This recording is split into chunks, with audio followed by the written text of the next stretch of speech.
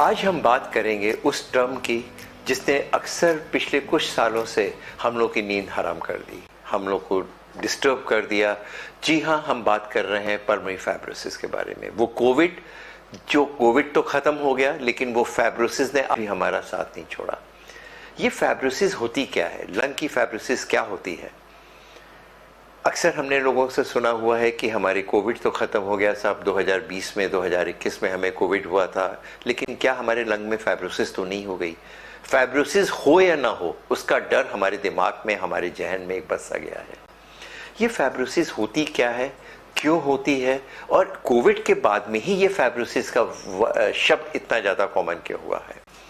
Fibrosis एक natural healing process है। जब कभी भी चोट लगती है या कहीं कोई डैमेज होता है, जो हीलिंग होती है, उसके बाद जो टिश्यू रिपेयर होता है, उसमें जो स्ट्रक्चर फॉर्मेशन होती है, कोलेजन फॉर्मेशन, जो इन्फ्लेमेटरी सेल्स होते हैं वो रिपेयर होते हैं, उसकी वजह से जो फाइब्रोस्टिक चेंजेस होते हैं उसको फाइब्रोसिस कहते हैं। जैसे कोई चोट लग जाना, वहाँ पे कुछ सेल्स आती हैं, उस बॉडी की उस स्ट्रक्चर को हील करती है, वो एरिया कॉन्स्ट्रिक्ट कर जाता है। जैसे किसी को चोट लग जाती है या वहाँ पे कुछ बर्न हो जाता है, तो अक्सर आपने देखा होगा वो स्ट्रक्चर थोड़ा मोटा हो जाता है, स्किन कॉन्स्ट्रिक्ट कर जाती है, उसको हम फाइब्रोसिस कहते हैं। फेफड़े में निमोनिया पहले भी होता था, फेफड़े में ट्यूबरकुलोसिस पहले भी होती थी, फेफड़े में इन्फेक्शन पहले भी होता था, लेकिन कोविड के बाद में जो फाइब्रोसिस हुई उसने हमारी नींद हराम कर दी। ऑक्सीजन की रिक्वायरमेंट बढ़ गई, लोग अक्सर आपने देखा होगा ऑक्सीजन लगा के घूमने लग गए, ऑक्सीजन छूट नहीं रही है, स्टेयर्स पे चढ़ते ही उनकी सांस फूलने लग जाती है। ये कोविड पे ही ऐसा क्या हो गया कि हमारी इतनी ज़्यादा फाइब्रोसिस बढ़ गई है? अगर हम फाइब्रोसिस, लंग फाइब्रोसिस की बात करें तो वो कोविड या वायरल इन्फेक्शन में ही फाइब्रोसिस नहीं होती थी। अगर ट्यूबरकुलोसिस होता था, ट्यूबरकुलोसिस अगर हील करता था, तब भी स्ट्रक्चर फाइब्रोस हो जाता था। फाइब्रोसिस के बाद में फाइब्रोटिक बैंड हो जाते थे, वो स्ट्रक्चर श्रिंक कर जाता था, और जो बचा हुआ लंग होता है वो एम्फाइजेमेटस या फूल सा जाता था, वहाँ पे एयर ट्रैपिंग होती थी, वहाँ पे एरिया बिल्कुल खाली रह जाता था और सेकेंडरी इन्फेक्शंस या इस तरह से सांस की प्रॉब्लम हो जाती थी।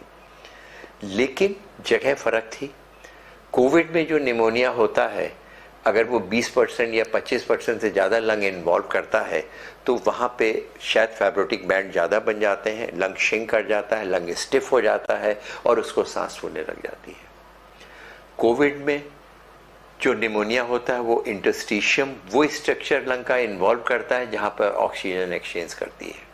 जैसा कि पहले हम लोग डिस्कस कर चुके हैं, हमारा फेफड़ा एक बैलून की तरह होता है जिसका मुख्य काम होता है ऑक्सीजन लेकर के जाना और कार्बन डाइऑक्साइड पूरी बॉडी से कलेक्ट करके उसको बाहर फेंक देना। सांस की नलियाँ जो धीरे धीरे पेड़ की टहनियों की तरह बार बार ब्रांच आउट करती हैं, छोटी छोटी टहनियों में डिवाइड होती हैं और एंड में जा कर के एक एल्वोलाई या लीफ से जैसे स्ट्रक्चर, जैसे पत्ती का स्ट्रक्चर होता है, वहाँ पे जाके उसका अंत हो जाता है जहाँ पर ऑक्सीजन जाती है। और वहीं ख़त्म नहीं होता, उसके बगल में एक कुछ ब्लड वेसल्स, खून की, रक्त की कोशिकाएँ होती जो दौड़ती हैं, उसके बीच का जो स्ट्रक्चर होता है उसको इंटरस्टिशियम कहते हैं। जहाँ आपकी कोविड एक्ट करता है, जहाँ पे उसको हिट करता है, वहाँ पे फाइब्रोसिस होती है, वो निमोनिया वहाँ पर होता है। और फाइब्रोसिस के बाद में स्ट्रक्चर मोटा हो जाता है, ऑक्सीजन तो वहाँ पहुँच रही है, एल्वोलाई में पहुँच रही है, लेकिन वो डिफ्यूज़ हो करके वो ब्लड में नहीं पहुँच पा रही है या उसका स्पीड कम हो जा रही है और बॉडी में ऑक्सीजन की कमी हो जाती है। फेफड़े को बॉडी में जो रिक्वायर्ड ऑक्सीजन की मात्रा है उसको पूरा करने के लिए जल्दी जल्दी चलना पड़ता है, ज़्यादा चलना पड़ता है, और उसी को ही हमें सांस फूलना कहते हैं। जी हाँ, ये पोस्ट कोविड लंग की फाइब्रोसिस होती है।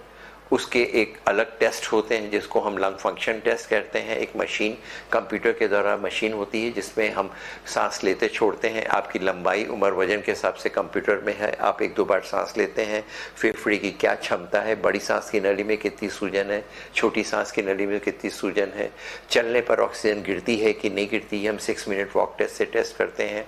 और उसके अलावा एक हम लोग बॉडी बॉक्स या प्लेथिस्मोग्राफी करते हैं, जैसे कि एक वो मशीन हमारे बगल में लगी हुई है जो ये शो करती है, ये बताती है कि आपकी लंग में ऑक्सीजन और हीलियम की ले करके उसको डिफ्यूज़ करते हैं और वो ब्लड में कितनी देर में पहुंच रही है।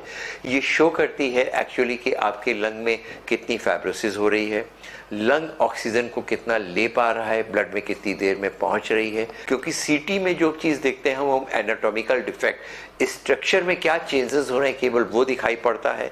अक्सर वो चीज़ जितनी हमें दिखाई दे रही है उससे कुछ ज़्यादा या कम होती है। टोटल लंग की कैपेसिटी है कितनी कम हो गई है, उसमें कोई परमानेंट डैमेज तो नहीं हो रहा है, या क्या चीज़ करें हम, कितनी एंटी फाइब्रोटिक ड्रग का उपयोग करें जो कि इन चीज़ों का आपका प्रभाव फाइब्रोसिस का फेफड़े के ऊपर ना पड़े। सीजन पे अगर डिपेंडेंस है तो उसको हटा करके दोबारा नॉर्मल लाइफ में लाना पड़ता है।